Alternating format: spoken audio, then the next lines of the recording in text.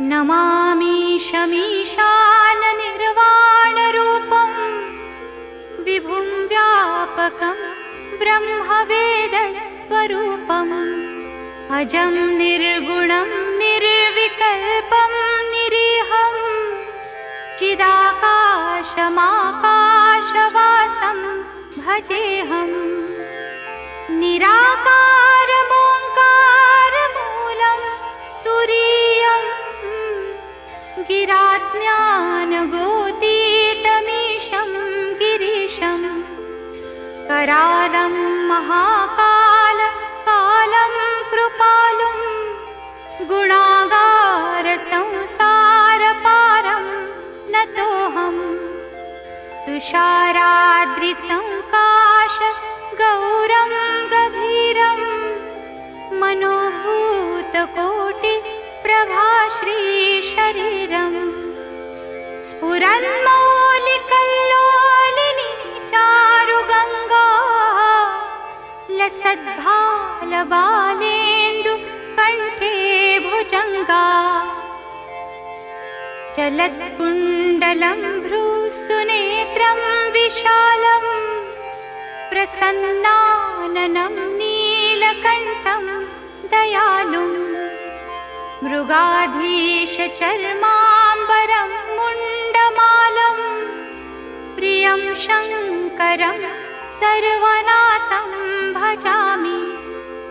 प्रचण्डं प्रकृष्टं प्रगल्भं मरीशम् अखण्डं मजं भानुकोटिप्रकाशम् त्रयशूलनिर्मूलनं शूलपाणिं भजेऽहं भवानीपतिं भावगम्यं कलातीतकल्याणकल्पान्तकारी सदा सच्चिदानन्ददाता पुरारी चिदानन्दसन्दोहमोहापहारी प्रसीद प्रसीद प्रभो मन्मथारी न यावत् उमानाथपादारविन्दं भजन्ति हलोके परे वा